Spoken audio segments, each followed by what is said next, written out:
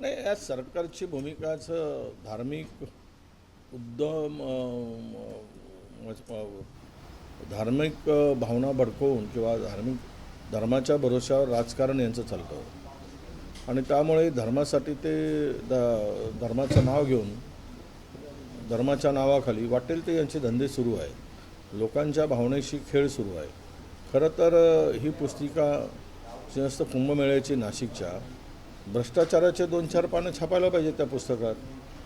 म्हणजे लोकांना कळलं असतं की या कुंभमेळ्याचा फायदा कोणाकोणाला होत आहे, कोणाच्या नातेवाईकाला होतो आहे, कोणाच्या जवळच्या व्यक्तींना होतो आहे.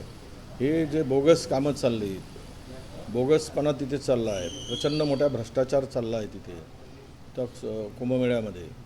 आणि जवळपास 33,000 कोटी रुपयातून हे सगळे मिळून 20,000 कोटी रुपये गिळंकृत करतील.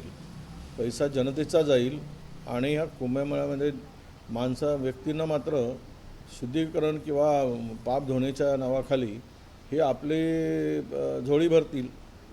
मला यातून आज पूर्णतः महाराष्ट्रामध्ये रस्त्यांची चाळण झाली आहे. शाळेमध्ये शिक्षक नाहीत, शाळा वर्गखोल्या नाहीत, शिक्षणाची ऐशी तैशी झाली आहे, तरुण रस्त्यावर उतरला आहे रोजगारासाठी. मला कळत नाही की इतका मोठा पैसा या ठिकाणी खर्च करण्याची गरज काय. ही काय स्पर्धा आहे राज्य सरकारला प्रयागराजच्या बरोबरपेक्षा त्यापेक्षा अधिक काहीतरी आम्ही करतो आहे अशा प्रकारची या सरकारची भूमिका मला दिसते आहे. आणि म्हणूनच स्वतःची पाठ थोपटण्यासाठी सरकारची पाठ थोपटण्यासाठी सरकारी पैशाच्या भरोशावर ही जी उधळपट्टी आहे ही उधळपट्टी आणि स्वतःची वाहवा करून घेण्याचा हा प्रकार आहे. मी पुन्हा एकदा सांगतो की सरकारला त्या पुस्तिकेमध्ये 2-4 पानं भ्रष्टाचारावरही छापा, म्हणजे लोकांना कळेल की तुम्ही इमानदार आहात की बेईमान आहात. जनतेच्या भावनेशी खेळण्यापेक्षा हे असले उद्योगधंदे करणं बंद केलं पाहिजे त्यांनी. ते ज्या ठिकाणी आता सापडला गेला तो माणूस कोण होता? तो तर गिरीश महाजनांचा नातेवाईकच होता असं म्हटलं जातं आहे. आणि त्यांचे फोटो अनेक हे झालेत, व्हायरल झालेत. इतकी हिंमत कशी करतात, कोणाच्या भरोशावरही करतात.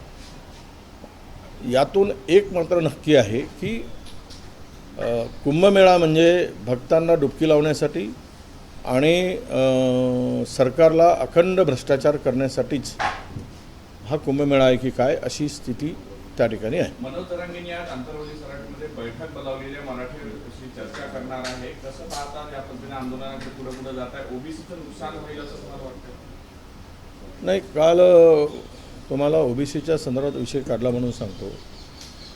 काल मला आमचे तायवाडे साहेब बोलले की आम्ही अर्धी लढाई जिंकली. आता मला कळत नाही तिथे जात लिहिल्याबरोबर अर्धी लढाई कशी जिंकणार. उदाहरणार्थ महाराष्ट्रातला बंजारा हा तेलंगणामध्ये एसटी आहे. आमच्या इकडचा तेली समाज तिकडे हिमाचलच्या भागामध्ये आमचा समाज तिकडे एसटीमध्ये मोडतो आहे. आणि आडनावा जात ही अनेक राज्यामध्ये अनेक ठिकाणी वेगवेगळी मोजली गेली आहे. आता जात लिहिल्याबरोबर जातीमध्ये लिहिल्याबरोबर अर्धी लढाई कशी काय जिंकली मलाच कळलं नाही. म्हणजे त्यांना कदाचित वाटत असेल, पण हे सरकारचं लालूलचं अंगण आहे असं मी त्याला मानतो. अर्धी लढाई जिंकणं असं जर म्हणत असतील तर त्यामध्ये ओबीसीचा कालम असता तर त्या 100% आपल्याला त्यातून यश मिळालं असतं. पण जात लिहिणं त्यातल्या अनेक पोटजाती आहेत, अनेक जाती या वेगवेगळ्या देशामध्ये वेगवेगळ्या ह्याच्यात आहेत. त्यामुळे मला त्यांना सांगायचं की हे सगळं जे काही आहे तर सरकारवर दबाव टाका आणि ओबीसीचा कालम सरकारला घालायला टाकलं पाहिजे तर तुमची लढाईला काही महत्त्व आहे. राहिला विषय जरांगे पाटील काय करतात, कोणाला बोलवतात, काय मिटिंग घेतात ते सरकार बघेल, ते जरांगे बघतील. आम्हाला त्यात कशाला पडायचं आहे. ज्या आमच्यावर अन्याय करायचा विळा उचललाच आहे ओबीसीला संपवण्याचा. ओबीसीच्या वाट्याला काहीही मिळत नाही आणि त्यातून सरकारची भूमिका त्यांच्या दर महिन्याला बैठका होतात ओबीसी आपल्या समाजाच्या. इकडे ओबीसी उपसमितीची बैठकच आतापर्यंत 2 झाल्या. बावनकुळेजींनी आम्ही बावनकुळे महसूल मंत्र्यांना मी सांगितलं, ते अध्यक्ष आहेत, की तुम्ही या बैठका तातडीनं घ्या, दर महिन्याला एक बैठक घ्या आणि ओबीसी नेत्यांनाही बोलवा, त्यांचे काही प्रश्न असतील किंवा त्यांना काही मांडायचं असेल, त्यांच्या सूचना असतील तर तेही त्यामध्ये इन्क्लूड करा. पण ते काय होत नाही आहे. याचा अर्थ असा आहे की सरकार ओबीसीच्या प्रश्नासंबंधी हे सरकार म्हणजे अनुकूल नाही आहे. या सरकारची भूमिका ओबीसी विरोधी आहे हे आता स्पष्ट झालेलं आहे. ओबीसी प्रमाणपत्र किती वाटले, किती रद्द झाले यावर वादंग सुरू आहे, आपली काय भूमिका? हे बघा, मी पुन्हा सांगतो, मराठवाड्यामध्ये 85% नवीन प्रमाणपत्र घेणारे त्यामध्ये निवडून आले, त्यांना विविध पक्षांनी उमेदवारी दिली. आता त्यामध्ये जर असं होत असेल तर इतर जातीतील 300 जवळपास 57 जाती आता ओबीसीच्या आहेत. या 357 जातीमधून जर 80% एकच जातीला ओबीसीचे जागा मिळत असतील स्थानिक स्वराज्य संस्थांमध्ये, मला वाटतं की या 357 जातींना आता ओबीसीत राहायचं की नाही हे ठरवण्याची वेळ आली आहे. सरकारला तर आम्हाला सांगितलं पाहिजे की तुम्ही आता आम्हाला वेगळाच प्रयोग करून द्या. ज्या आमच्या जागा ज्या पद्धतीनं बडकवल्या त्या कशाच्या आधारावर, किती टक्के प्रमाणपत्र दिले म्हणून मिळेल, पूर्वी इतके दिले होते नंतर तितके दिले, याला काही अर्थ नाही. आता जे काही दिले त्यातलीच लोक आत्ता नव्यानं प्रमाणपत्र दिले, निवडून आले आणि त्या संदर्भातल्या केसेस सुरू आहेत. आमचे ॲडव्होकेट मंगेश ससाने 58 केसेस त्यांनी कोर्टामध्ये टाकल्या आहेत ही बोगस आहे म्हणून, आणि त्यांच्यावरही जीवघेणा प्रयत्न झाला. इकडे पोलीस प्रोटेक्शन सगळ्यांना मिळते पण आमच्या त्या ओबीसी नेत्यांना मिळत नाही. पण मला प्रश्न एवढाच आहे की तुम्ही किती प्रमाणपत्र दिले याच्याशी काही आम्हाला ते माहीतच आहे. 1 लाख दिले, 2 लाख दिले, पण आमच्या जागा बडकवत आहेत ना त्या बोगस प्रमाणपत्राच्या आधारावर. त्याचं काय, त्या संदर्भात काय भूमिका आहे हे क्लिअर झाली पाहिजे ना. हो, 1 सप्टेंबर पासून लक्ष्मण हाके यांनी ओबीसीचं आंदोलनची घोषणा केलेली आहे आणि ओबीसी काय आहे हे दाखवून देऊ अशा प्रकारे त्यांनी ठणकावलं. त्यांना पाठिंबा देणार. नाही, आता मी पण महाराष्ट्रातील ओबीसीच्या नेत्यांची बैठक बोलवली आहे लवकरच, आणि हाके आमचेच कार्यकर्ते, आमचेच ओबीसी लढण्यासाठी करून कार्यकर्ता आहे. आम्ही बसू, चर्चा करू त्या संदर्भात आणि चर्चा करून पुढची रणनीती काय ठरवायची ते ठरवू. नितेश राणेंना मुंबऱ्याचं नामांतर मुंबादेवी करावं अशा प्रकारची मागणी केली आहे. नवीन हात उपाडले असं काय? यांना युवकांच्या भविष्याचा प्रश्नच नाही राहिला ना आता. म्हणजे विद्यार्थ्यांचे प्रश्न राहिले नाहीत, युवकांचा रोजगार राहिला नाही, पेपर लीक होते त्याच्यावर उपाययोजना करण्यासाठी वेळ नाही, दुष्काळावर चर्चा करण्यासाठी वेळ नाही. यांना फक्त तेवढंच पाहिजे, याचं हे नाव करा ना त्याचं ते नाव करा. याच्यातच यांना वाटतं की आपल्याला मतं भेटतील आणि मतं भेटत आलेत. या देशातील बहुजन समाजाला मूर्ख समजून हे मुठभर लोक या पद्धतीनं वागून देशातील बहुजनांना गळा घोटण्याचं काम चाललं आहे. अशाच भावनिक भावना, धार्मिक भावना भडकवायच्या, मतं घ्यायचे आणि मूलभूत प्रश्नाला बगल द्यायची. या राज्यातील विकासाच्या प्रश्नाला बगल देण्यासाठी काल आता माहिती घेतली, जवळपास 90,000 कोटी रुपये विविध विभागाच्या ठेकेदाराचे द्यायचे आहेत. त्याच्यावर चिंता व्हायला पाहिजे, त्यावर मार्ग काढायला पाहिजे. मुंबऱ्याचा मुंबई करा, याचा हे करा, त्याचा ते करा. आता त्या तिकडे काउंट नाही केलं आहे, UP बिहार आपल्या याच्यामध्ये, गुजरातमध्ये अहमदाबाद आहे ना, तिथे अजूनही अहमदाबाद बदलला काय, तिथे नाही बोलायला जा ना, जरा तिकडे आंदोलन करा म्हणा जरा जाऊन, की आम्हाला अहमदाबादचं काहीतरी करा. हे सगळे मला वाटतं की विकासापासून लोकांचं लक्ष दूर नेण्यासाठी, लक्ष विचलित करण्यासाठी हा सगळा घाणेरडा प्रकार आहे असं मी मानतो. राष्ट्रध्वज हा भगवाच हवा अशा पद्धतीचं वापस पुन्हा एकदा भिडे केलं, कसं पाहतात? कोण विचारतं त्या भिड्याला, कोण विचारतं? जो आंबे खाल्ल्यावर मुलगा होतो म्हणणारा असा बेअकली माणूस आहे तो भिड्या. त्याचं नाव काय? संभाजी, नाव सांगतो संभाजी भिडे. मनोहर कुलकर्णी आहे, त्यांच्या डोक्यातून अशाच कल्पना येणार आणि लोकांना मूर्ख म्हणण्याचा धंदा करणार. अरे देशाचा ध्वज याला पुन्हा एक रंगात आणण्याचं काम जर त्याच्या डोक्यात असेल तर तो देशाचं विभाजन करण्याची विकृत मानसिकता त्यांची आहे असं मी मानतो. राहुल गांधी यांना नोटीस बजावली आहे लोकसभा सचिवालयाने. या पेपर फुटी संदर्भात चर्चा करताना वादग्रस्त वक्तव्य केलं. त्यांनी अंधभक्त आणि एडिट असे शब्द वापरले, त्यासाठी त्यांना नोटीस होतं. बरोबर आहे, अंधभक्त आहे तसं नाही वापरतो, मला नोटीस द्या म्हणा. त्याला काय आहे, अंधभक्त आहे जे चुकीच्या आणि अंधविश्वास ठेवून, आंधळेपणाने विश्वास ठेवून बोलतात, त्याला अंधभक्तच म्हटलं जातं. त्यामुळे राहुलजी बोललेत ते काही खोटं बोललेत किंवा चुकीचं बोललेत असं नाही.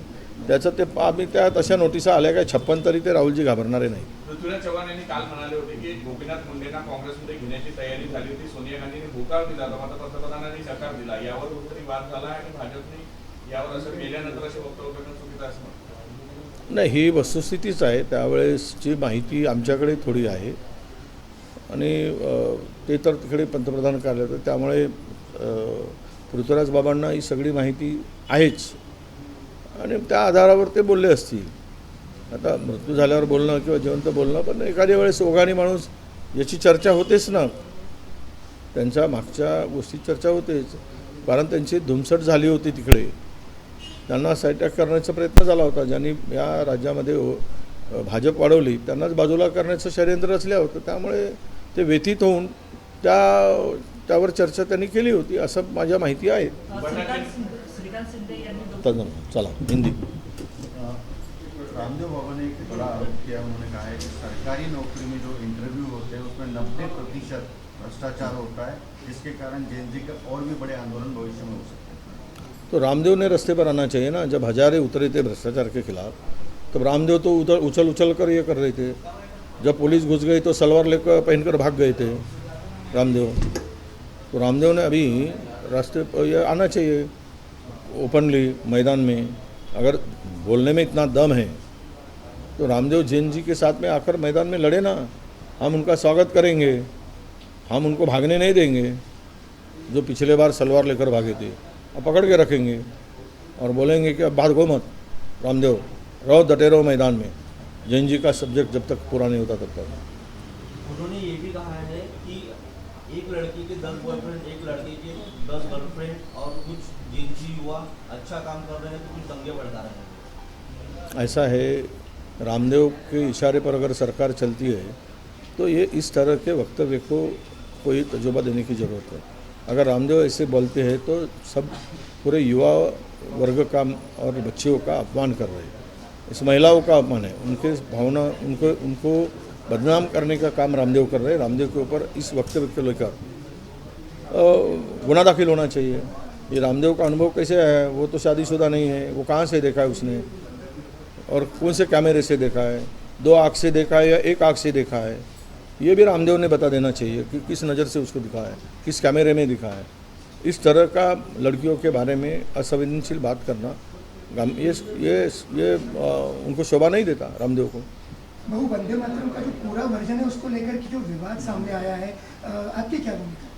नहीं, ये देखो, ये बकवास है. इनको कोई ना कोई रास्ता चाहिए लोगों का ध्यान भटकाने के लिए. और सवाल ये है कि वंदे मातरम के वक्त हम सोनिया जी ने जब बहुत देर से, उनकी एज कितनी है हमारे अध्यक्ष की, खरगे साहब की, वो थोड़ा हिल रहे थे, तभी उनके लिए कुर्सी मंगाया. क्या आदमी को गिरने दें? वो एज आज उनकी है, उनका वेट, वो इतने देर से खड़े थे, तो उसको लेकर उन्होंने वहाँ पे इशारा किया था. तो इसको लेकर ये लोग क्या है, इसमें इनको इनका ही खेलना है ना. वंदे मातरम क्या इनका संबंध है क्या? आज़ादी को ये वंदे मातरम बोलते थे क्या? अभी वंदे मातरम बोल रहे हैं. तिरंगा 3 दिन से तिरंगा रैली निकाल रहे. अरे तिरंगे का अवमान करने वाले तो यही करेंगे. आज तिरंगे का जो तजुर्बा है, उनका इम्पोर्टेंस है, वो कम करने का काम चल रहा है इनके माध्यम से. ये तिरंगा यात्रा से हर कोई कहीं भी है अपना राष्ट्रीय ध्वज ये कर रहा है. राष्ट्रीय ध्वज का अपमान हो रहा है जगह जगह पर. ये इनके ऊपर, सबके ऊपर देशद्रोह का गुना दाखिल होना चाहिए. इस तरह का ये सब धिंगाना चल रहा है. राष्ट्रीय ध्वज उसी त्यौहार पे लहराना चाहिए परचम. पर अब रोज़ कोई ना कोई उठता है, मोटरसाइकिल को लगा रहा है, साइकिल को लगा रहा है, कहीं गिरा हुआ है, कहीं किसके घर पे रात दिन. ये सूर्यास्त के बाद पहले, सूर्योदय से सूर्यास्त के पहले इसको हम लोग उतारते हैं. ये सम्मान हम करते हैं. अब तो रात दिन कर रहे हैं.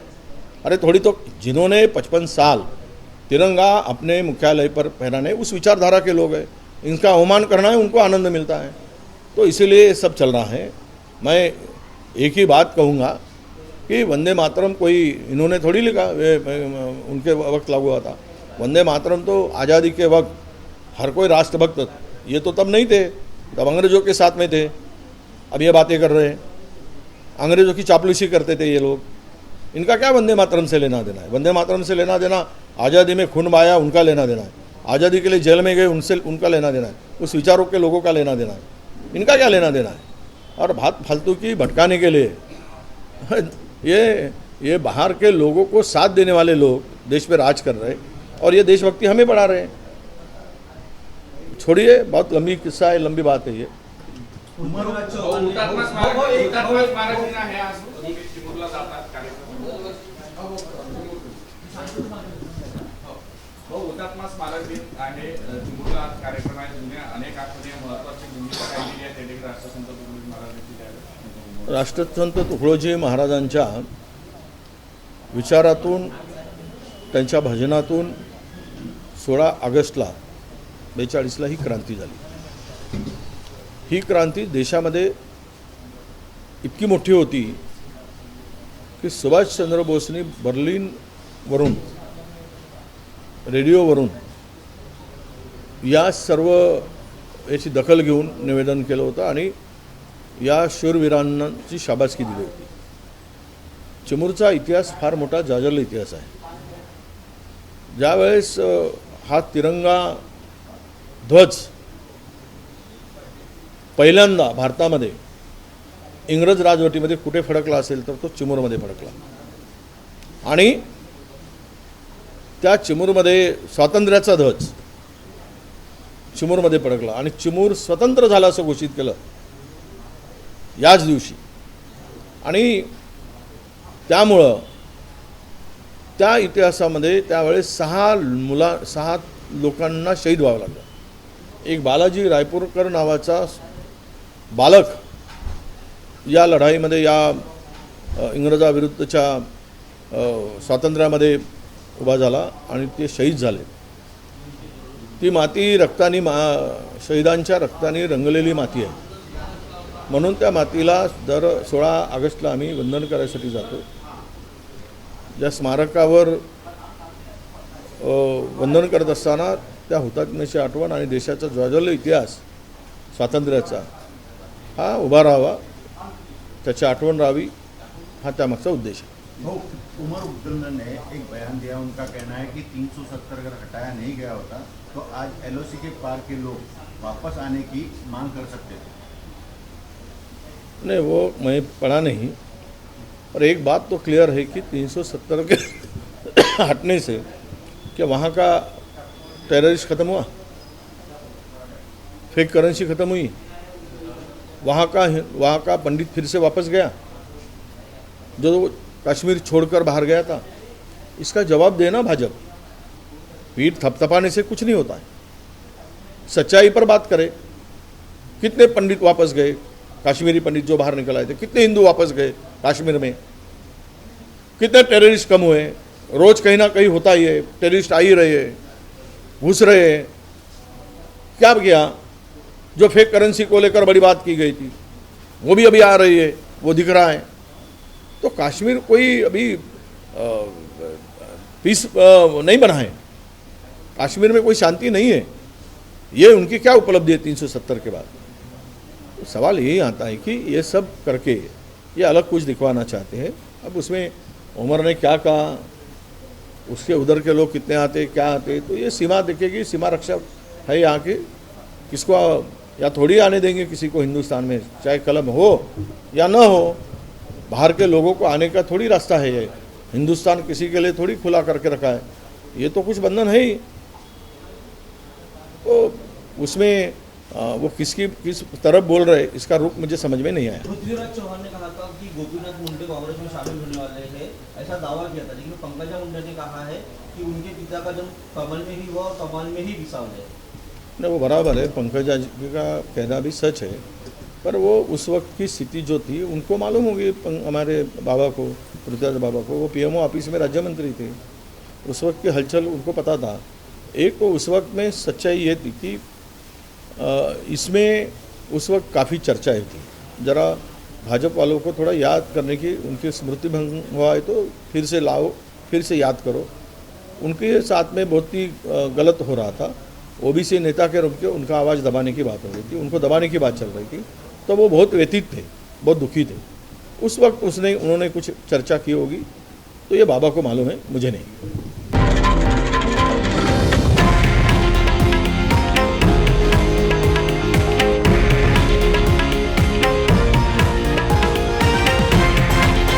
हे आहे देशातील नंबर 1 न्यूज नेटवर्क आणि आपण पाहत आहात TV9 मराठी, एकमेव।